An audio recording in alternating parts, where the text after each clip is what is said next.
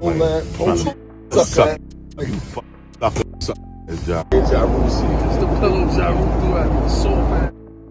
This way he was sitting before we got him out of here.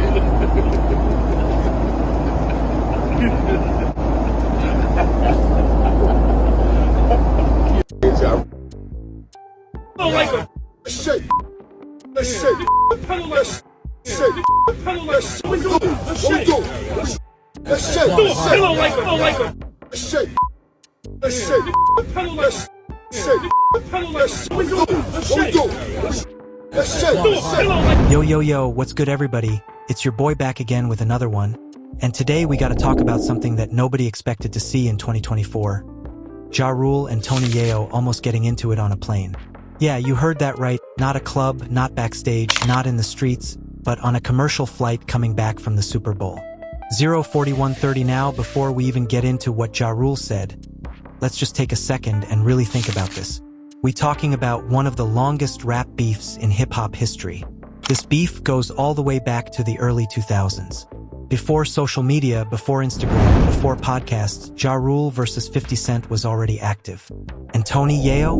Yo, it's Big Ant, the spokesman, man. We back. Another edition of Urban Politicians TV, UPTV. Make sure you stay on your pivot at all times, man. Had to come tap in on what I really truly think is the longest lasting rap beef of all time once again. And it's crazy because when you sit back and think about it, this has really been going on since my adolescent years, and they was already grown men getting into it, going back and forth even before 50 made it into the rap game and got nationally known. It was beef, and then he went global and everything that happened went down. But yesterday it started the timeline last night that Tony Yayo, Uncle Murder, and Ja Rule ran into each other on the flight coming back from the Super Bowl, where it was clips circulating and things. Now Ja Rule is...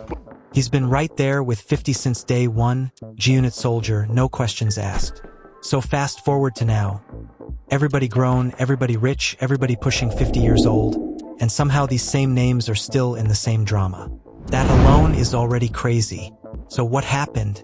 According to reports and videos circulating online, Ja Rule, Tony Yayo, and Uncle Murder all ended up on the same Delta flight from San Francisco to New York after the Super Bowl. At some point, an argument broke out. People on the plane started recording, clips started leaking, and next thing you know, TMZ is calling everybody for comments. Now Tony Yayo's side was basically like, nah, it wasn't that serious. Nothing really happened. It's federal on a plane. I wasn't about to crash out. And honestly, that makes sense. Who wants to catch a federal charge over a rap beef from 20 years ago? But Ja Rule? He had a completely different story.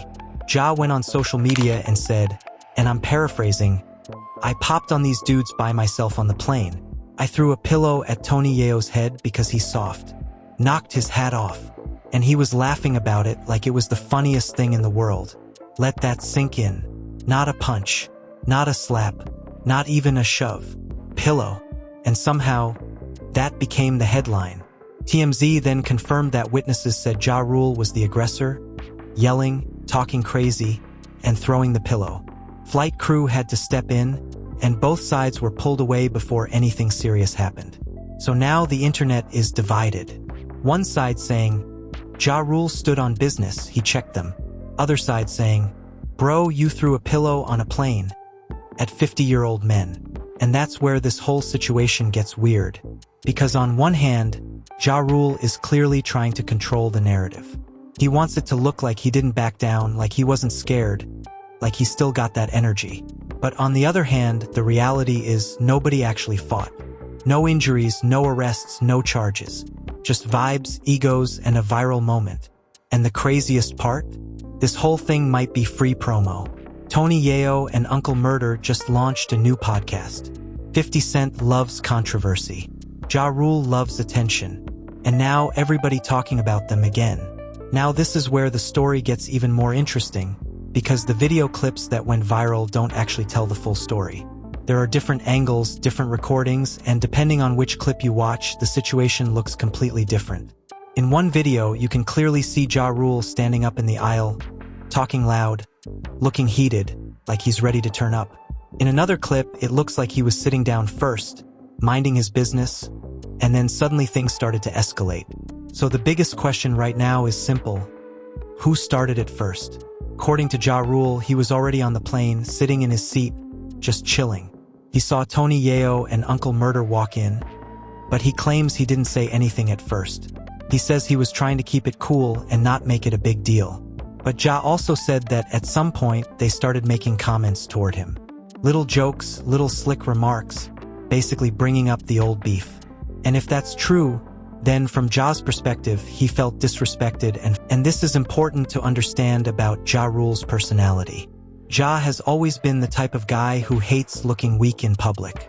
He doesn't like the idea of being seen as someone who avoids confrontation.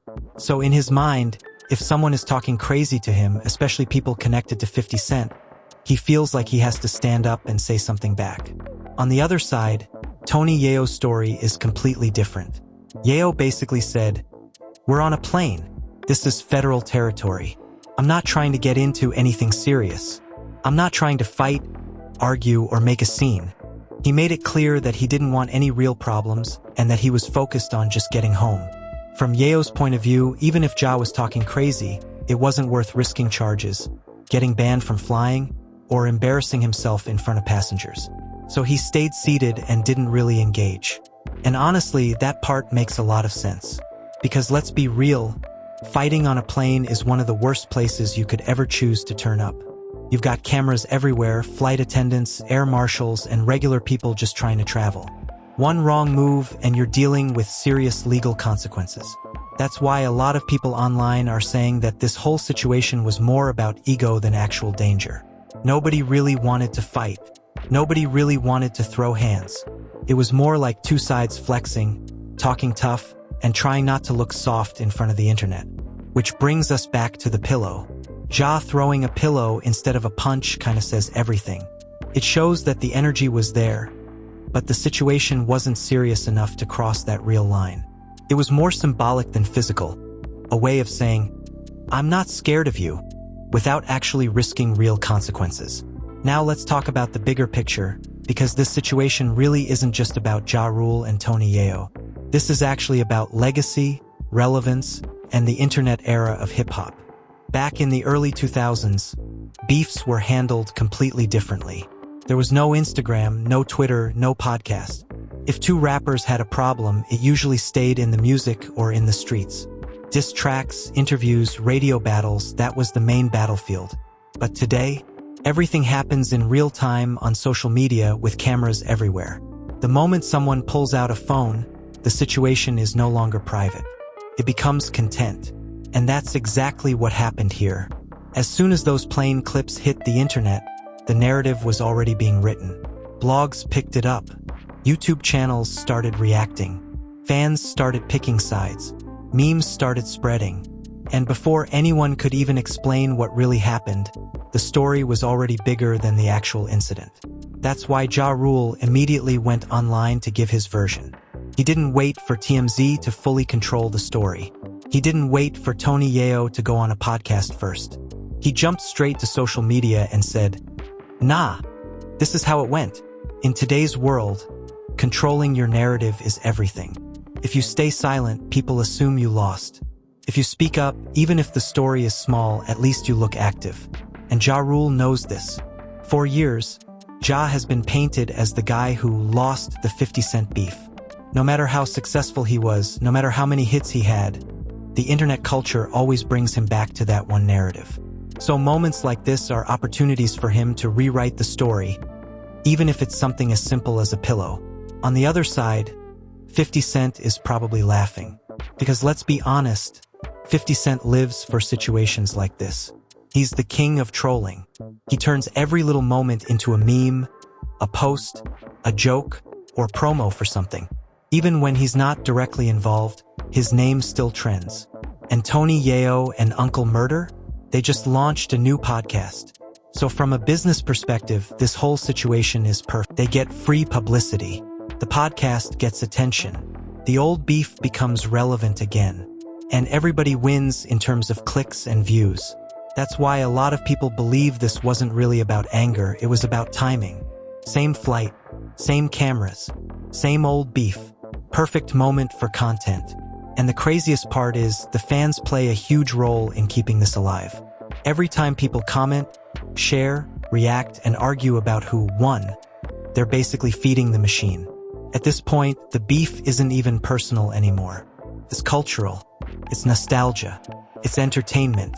It's a storyline that refuses to die.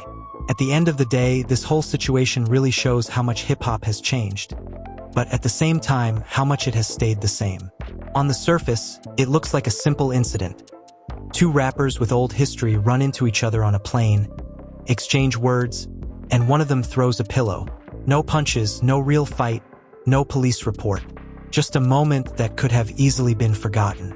But because of who they are and what they represent, it instantly became a headline. Ja Rule isn't just Ja Rule. He represents an entire era of hip-hop.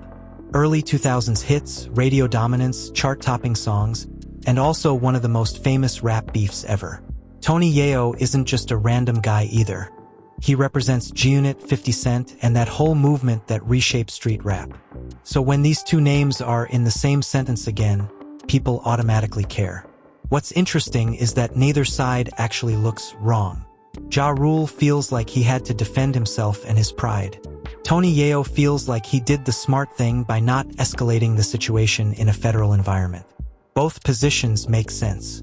Ja doesn't want to appear weak. Yayo is not interested in catching a case. And pride versus truth is truly at the heart of it. Pride used to signify that you had to fight. Physically, you had to prove yourself. You couldn't tolerate someone treating you disrespectfully. However, reality is different in the modern world. You're wealthy. You have brands. You have families. There are legal repercussions for you. Bruises are no longer the only result of a true fight. It entails long-term issues, public humiliation, viral videos, and lawsuits. So we get pillows instead of fists. Social media posts are what we receive in place of street clashes.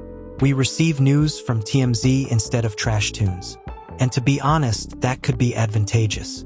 In actuality, no one is very interested in seeing these guys fail. Legends like these exist. These individuals have demonstrated their abilities in music. Nothing remains to gain from a genuine battle. Entertainment is all that's left. And this was precisely it. A moment that becomes viral.